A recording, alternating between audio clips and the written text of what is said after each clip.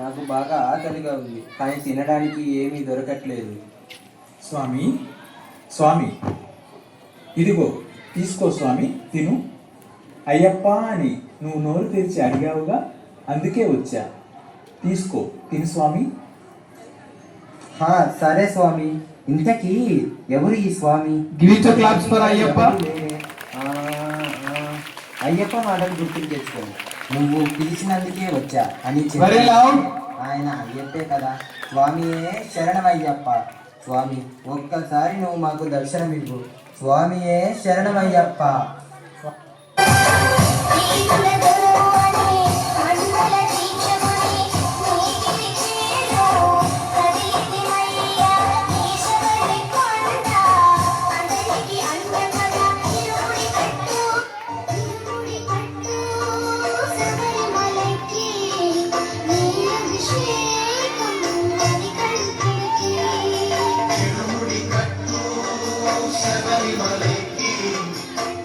అభిషేకం మణికంఠునికి